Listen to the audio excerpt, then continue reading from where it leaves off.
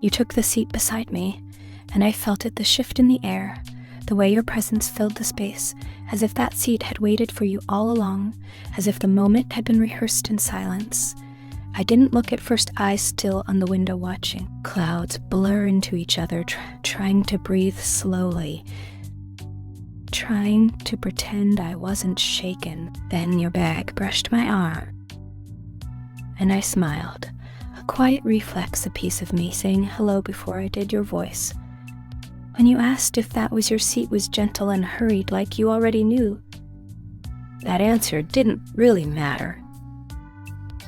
And I said, yes, even though something in me whispered, please, don't say no.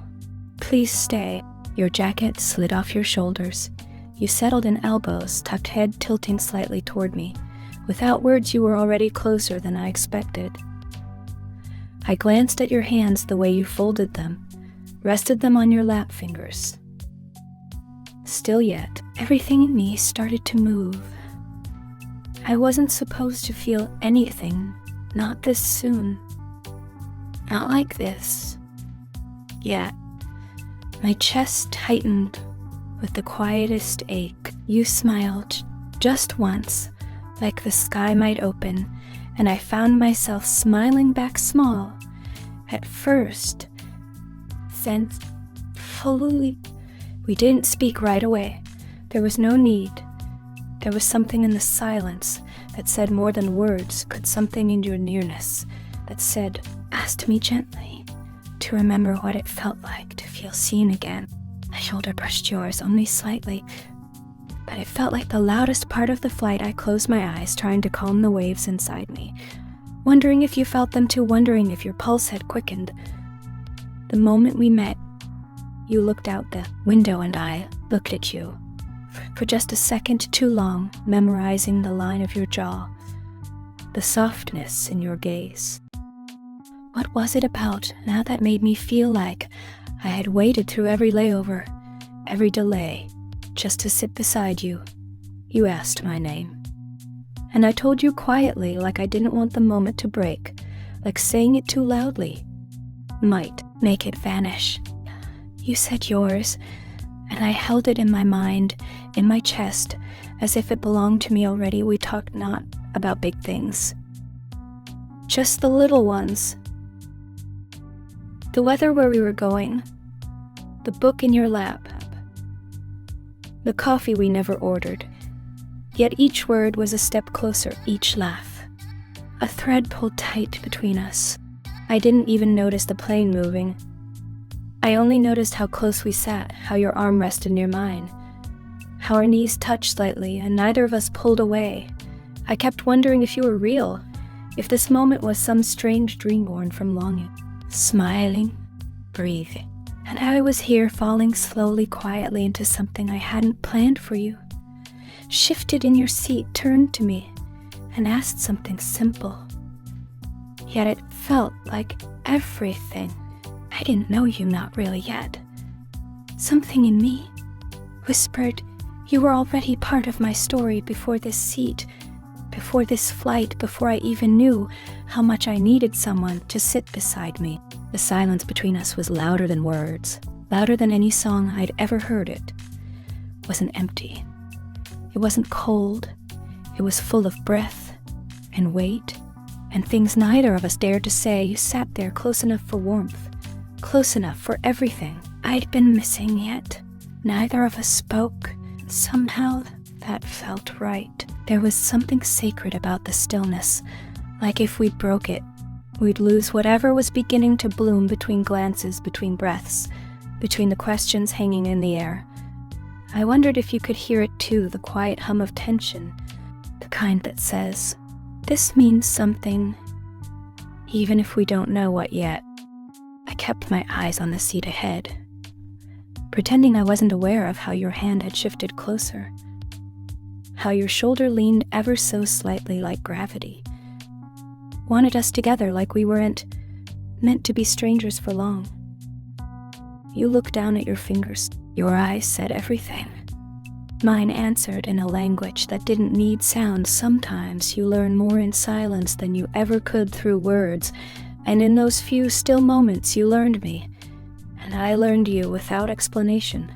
I could feel my heart pounding softly, like it was trying to speak in place of my mouth, like it had waited long enough for someone to hear it. The distance between us felt like nothing and everything.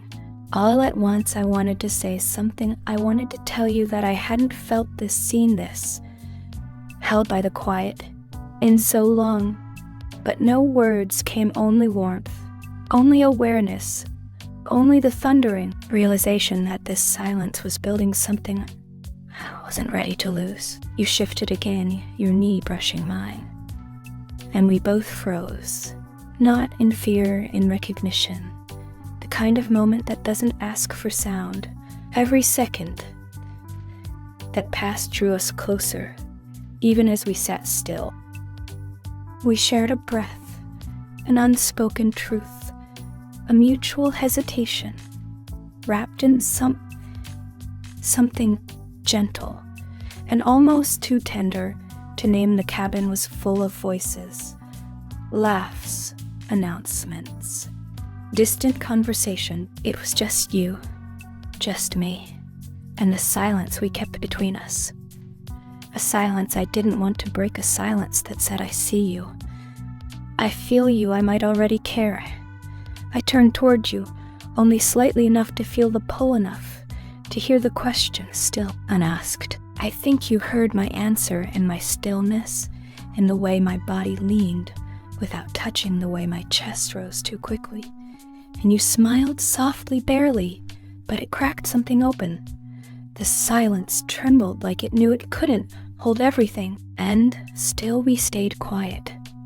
Because sometimes the most powerful things aren't said, they're felt, and I felt you right there in that space, between sound and longing, right there in the silence, where hearts speak first. They warned us before it started. The captain's voice soft, over the speaker, a little turbulence ahead. I remember tightening my seatbelt like it could anchor me, like it could hold down everything I was feeling inside the sky. Outside was dark clouds swallowing the sun, the kind of gray that makes you forget. Light was ever there. Planes shook, just a little, then again stronger.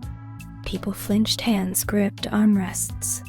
Someone gasped, and I leaned toward you. You didn't flinch. You didn't move. You looked at me with something steady in your eyes.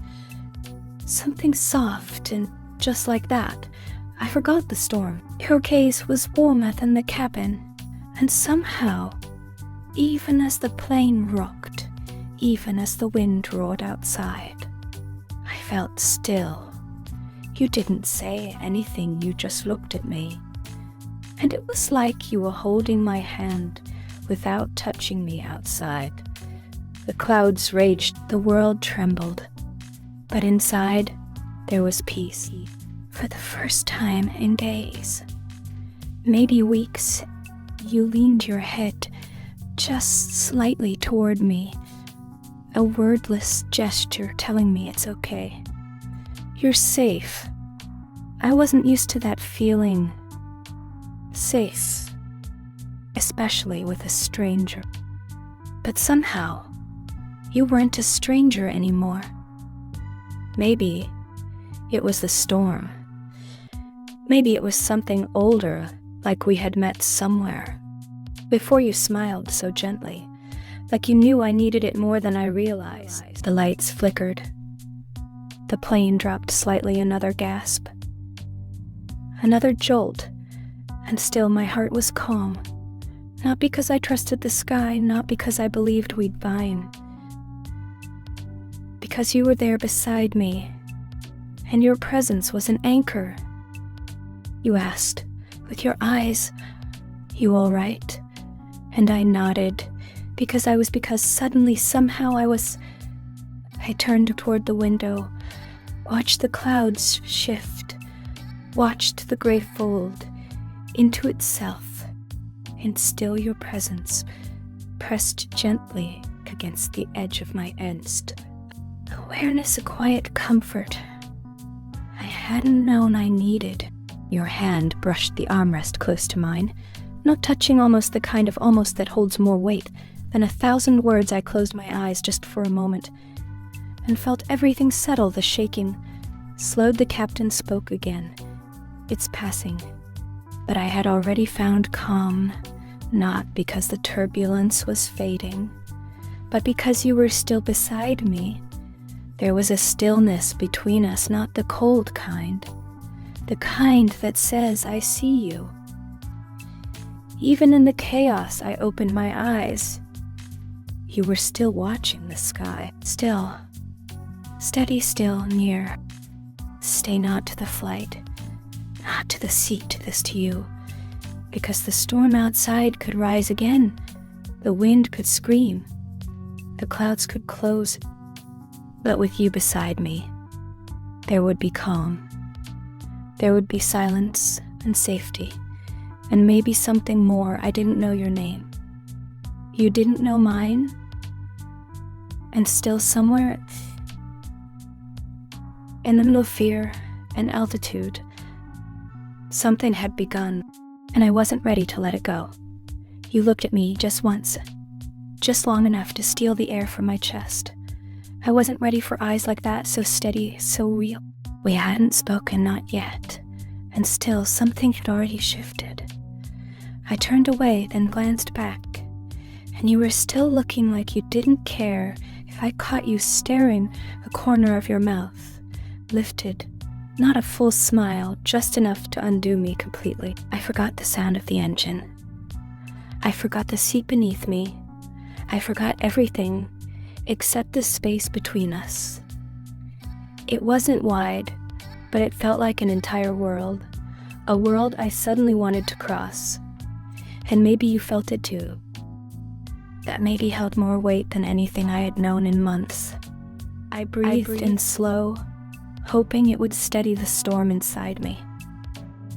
Just one beat. Skipped, like it was waiting for something more. I glanced at your fingers resting near mine, the way they curled slightly, like they were thinking about reaching the silence, stretched soft. Not awkward, just full of questions, full of wonder, full of something unnamed. I looked back at you. You were already watching me. And this time I didn't look away. I held your gaze, and something passed between us. Something that didn't need a voice. You tilted your head, and I let you. You didn't ask, I didn't speak. But we both understood there was something here, even if we didn't know its name.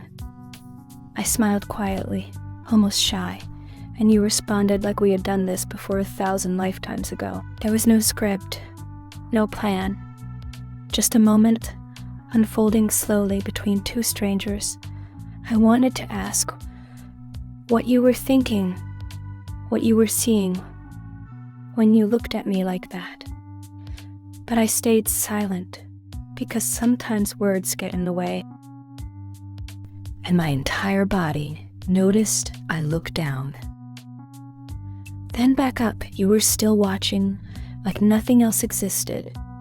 And in that second, nothing did I thought about all the days that had passed quietly, all the faces I had forgotten, all the times I had looked and found no one. Then you, one glance, one smile, one skipped heartbeat.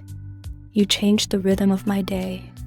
Maybe more, maybe the rhythm of everything. I didn't know where we were going, what this meant, if it would last, or if it would disappear like a dream when morning comes. But I knew this mattered, this moment.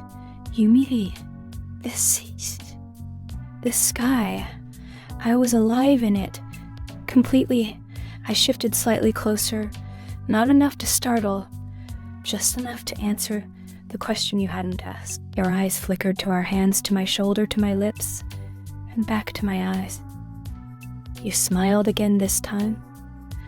like a secret meant only for me. And my heart skipped again as if to say, yes, and maybe just a beginning. The wheels touched the ground, and everything inside me braced like I had just fallen from something higher than this flight could ever reach. We had descended shared silence through something I didn't want to end. The voice on the speaker called out the city name, but it felt wrong because no city could hold what we just lived. I glanced at you. You looked calm, maybe too calm, and I didn't know if it meant you didn't feel it or if you felt it so deeply you had to. You unbuckled, reached for your bag, as if this was routine, as if nothing had changed, as if we hadn't just shared something. I couldn't name. I wanted to ask if you believed in timing and fate, in chances that never come twice.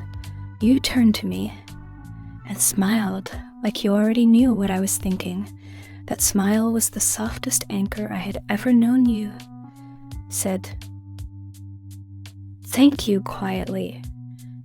And I almost laughed because thank you was so small for something so big. I swallowed my fear and whispered this. Doesn't have to end here. You looked at me longer than you should have, longer than anyone else ever did. And in your eyes I saw all the things we never said out loud. I don't want to lose this. I don't want to call it a memory. I don't want to say goodbye to someone I never planned to meet. People began to move, voices filled. The aisle back sipped, phones turned on. And we sat there like we weren't ready, like the flight had landed too soon. You reached for something in your coat, a small piece of paper, and you held it out to me. Your number, your name, a place to find you once the sky was no longer ours. I took it, hands trembling, heart louder than ever. You said, if it meant something, find me. I kept waiting for you to fade into the crowd, like people do when they were never meant to stay.